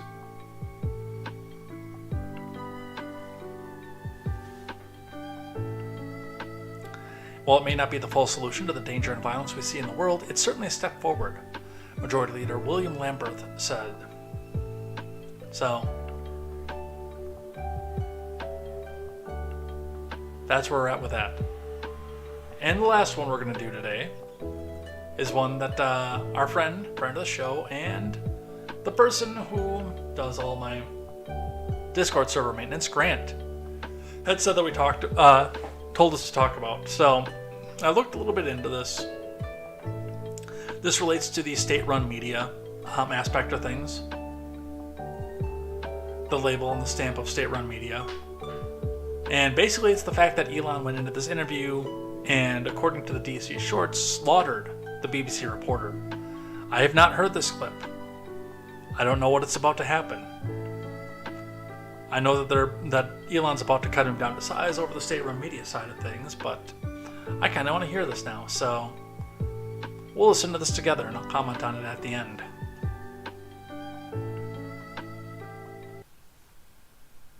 Free speech is meaningless unless you allow people you don't like to say things you don't like. Otherwise, it's irrelevant. And if at the point at which you lose free speech, it doesn't come back. I think the issue some people have is that a lot of people were brought back. I mean, some people were brought back who were previously banned for spreading things like QAnon conspiracies. You have people like Andrew Tate who were brought back, who were previously banned for things like hate speech. Do you think you prioritize freedom of speech over misinformation and hate speech? Well, you know, who's to say that something is misinformation? Who's the arbiter of that?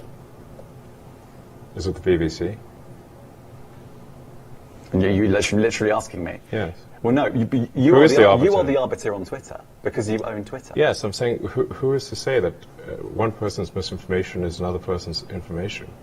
At the point at which you say that there is this is misinformation, like who is going to decide that? You accept that misinformation can be dangerous, that it can cause real-world harms, that it can potentially cause... Yeah, so the point I'm trying to make is that the BBC itself has, at times, published things that are false.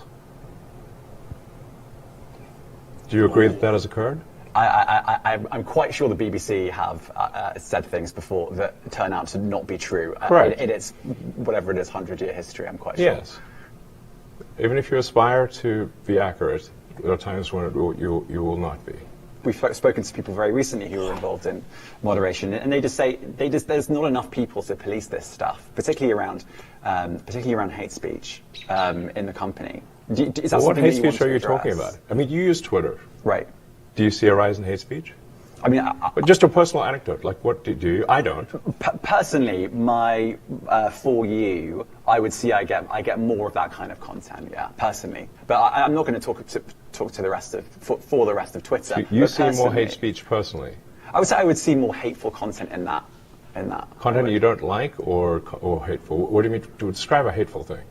Yeah, I mean, you know, just content that will solicit a reaction, something that may include something that is slightly racist or slightly sexist, those kinds of things. So you think if something is slightly sexist, it should be banned? No, is that what you're saying? I'm not saying anything. I'm saying. Well, I'm just curious. I'm trying to understand what you mean by hateful content. And I'm asking for specific examples. And you just said that if something is slightly sexist, that's hateful content. Does that mean that it should be banned? Well, you've asked me whether my feed, whether it's got less or more. I'd say it's got slightly more. That's why I'm asking for examples. Can you name one example? I honestly don't use. Honestly, I you don't. can't name a single example. I'll tell you why. Because I don't actually use that for you feed anymore. Because I just don't particularly like it. But you said a lot of people are quite similar. I only look at hang on a second. my You said you've seen more hateful content, but you can't name a single example, not even one. I'm not sure I've used that feed for the last 3 or 4 weeks. And then how did you see the hateful content? Because I've been using Twitter since you've taken it over for the last 6 months. Okay, so then you must have at some point seen for you hateful content. And I'm asking for one example. Right. And you can't give a single one. And I'm saying I say, sir, that you don't know what you're talking about. Really? Yes, because you can't give me a single example of hateful content, not even one. Finish him. And yet you claimed that the hateful content was high. Well, that's false. No, what I claimed... You just lied. What I claimed was there are many organizations that say that kind of information is on the rise. Now, whether it has on my feed or not... I mean, right, and literally if you look at something one. like the Strategic Dialogue Institute in the UK, they will say that. So look, people will say all sorts of nonsense. I'm literally asking for a single example, and you can't name one. Right, and as I've already said, I don't use that feed. But then how would you know that? I don't think this is getting anywhere. You literally said you experienced more hateful content, and then couldn't name a single example. Right, and as I said, that's absurd. I haven't actually looked at that feed. Then how would you know there's hateful content? Because I'm saying that's what I saw a few weeks ago. I can't give you an exact example. Let's move on. We only have a certain amount of Stop! time. He's already dead. COVID misinformation. You changed the COVID misinformation. Has rules. BBC changed its COVID misinformation?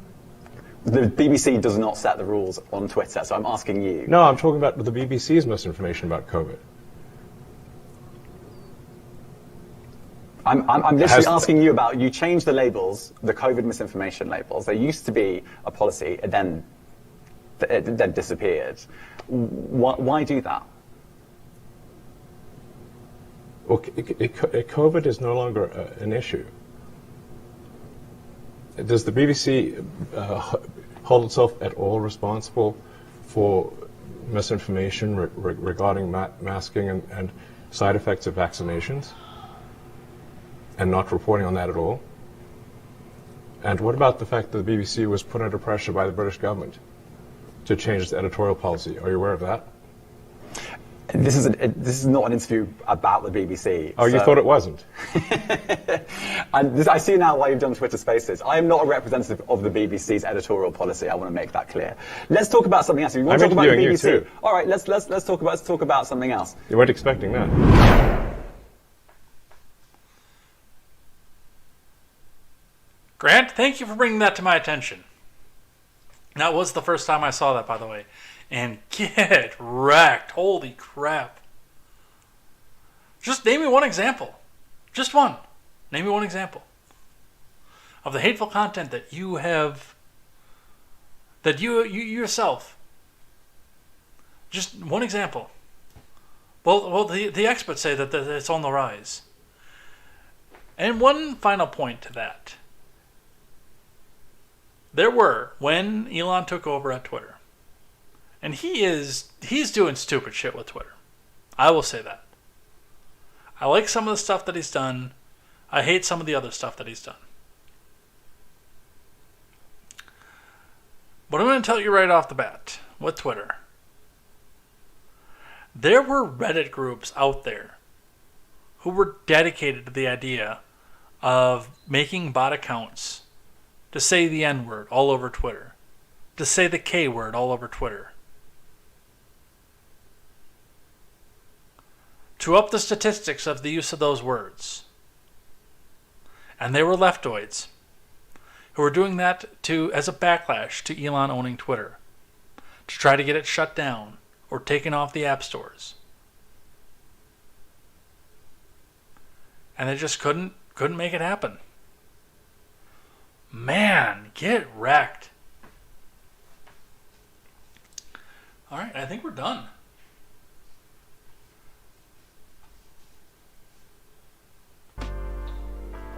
Are we done? No, we haven't done Twitter trending yet.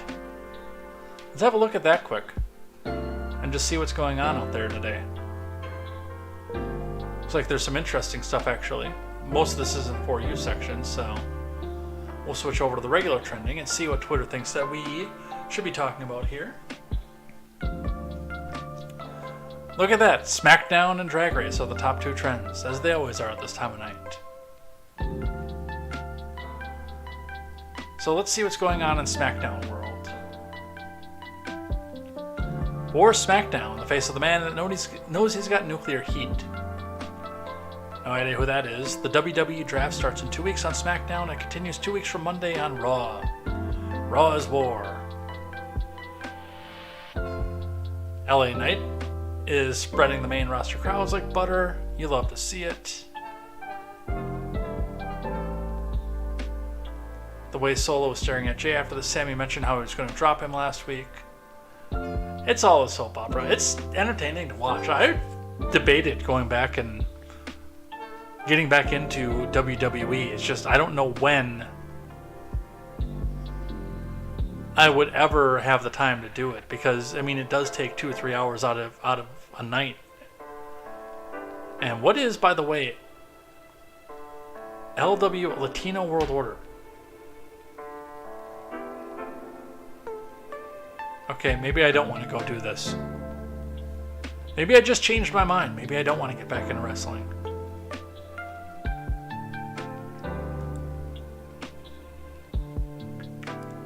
So a lot of stuff moving on SmackDown. And apparently there's going to be a draft. Drag Race. Because everything's got to be about drag now. Sasha Colby shut it down with a performance of her original song Goddess on Drag Race. His original song, Goddess, on Drag Race.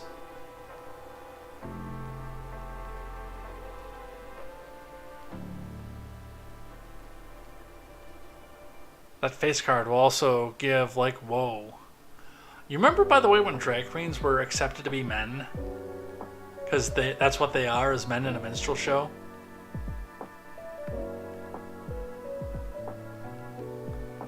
Alright, I can't do this.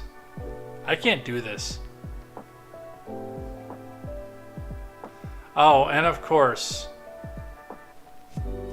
What is this one's name? Lux Noir has got the Bud Light. To own the cons! Number 3. Max Struss.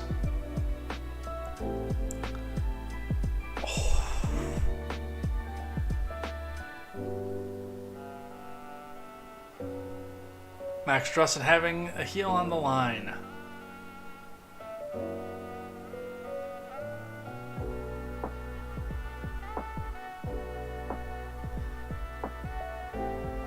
So this is the LA Heat, I believe.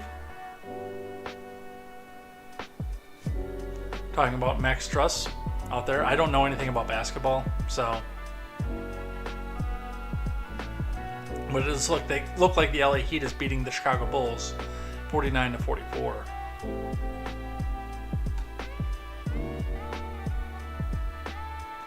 Volpe is trending.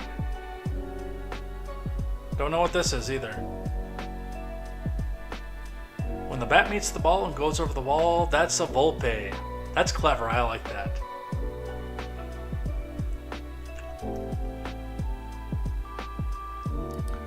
Apparently, Anthony Volpe has become a home run machine.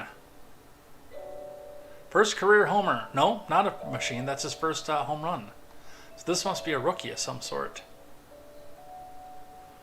I haven't followed baseball at all. I'm debating. And, okay, we're going to watch this one. Anthony Volpe's first career home run is better with Titanic music. You've piqued my attention. DMCA. That was actually entertaining.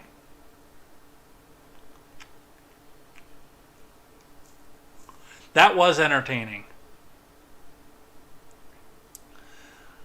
We might get Red Sox updates this year. I haven't decided if I'm going to forgive Fenway for what they did with the BLM banner.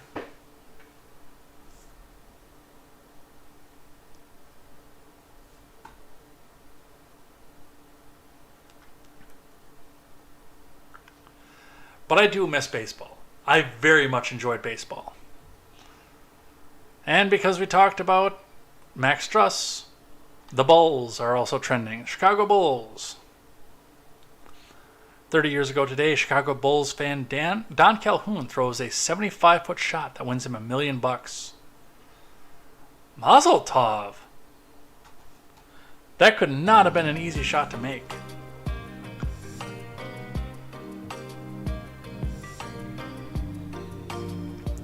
The NBA has fined the Mavs $750,000 for resting their players versus Bulls in what was an elimination game. DeMar Rosen's 9-year-old daughter, DR, was escorted out of the Raptors arena by Bulls security on Wednesday after the team was notified by the NBA that she received severe online threats. That's shitty. Don't do that. Don't do that to the poor little girl. That's shitty. I don't even know what the reason why she was getting online threats for. But leave the kids out of it. Bulls legend spotted in the crowd. I've never followed basketball, so I don't know who that is. Oh, Joakim Noah.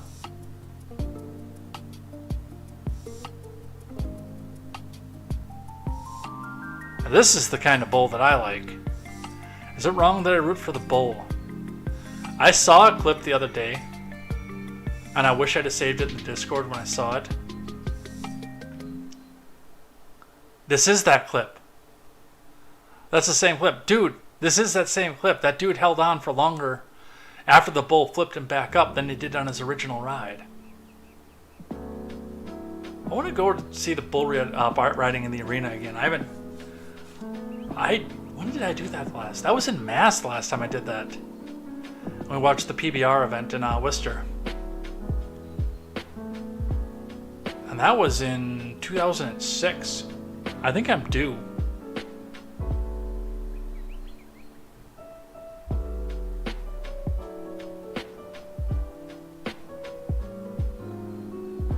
Look, watch him. Oh, You're not done yet. And then he held on for longer. And the second ride than I did on the first one. Does that count, by the way? I wonder. Alright, let's get out of here. That's entertaining. I like that. I love PBR, dude. Not Pabst Blue Ribbon, although I enjoy that too, but... Alright, let's head out of here for the day. Let's find the outro music, and let's do that. Alright, well, that was an awesome show. We had a fun time with that, and got to watch Elon completely own the BBC reporter. Thank you, Grant, for bringing that to my attention. If you see this on the after or the replay, because I don't know if you're in the live chat or now, thank you for that. But I'm out of here for the weekend.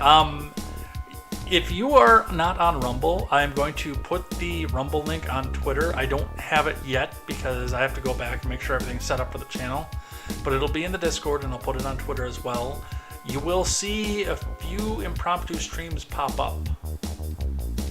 Some of them will have content, some of them will not. Some of them will just be music as I'm testing the system to get it to work, because I want to see that. But if I can get it to work and go steadily and completely understand how to do that, sometime on Sunday I will break my rule about turning my webcam on Sunday, and we'll do a little bit of Q&A on a platform that I will not get deplatformed off of. So if there's anything that you want to ask me on that platform that you don't think I can say on YouTube, that's going to be the time to do it. And again, as me not being an anti-Semite, there are things that I'm not going to answer for that, but I'll be a lot less restricted on Rumble than I am on YouTube. So we'll see if we can get that working, and that'll be added to the lineup too. Unfortunately, just like Odyssey, the chats do not marry from Rumble to the main chat, so I'll have to keep an eye on one chat and then keep an eye on the other one to see, but we'll see how that works. Otherwise, come back and join me again on Monday for more news, more headlines, and more contemporary. We'll see what happens over the weekend, and we'll see you then. And until then, I'm Jay Edgar, and this is Contemporary. Take care.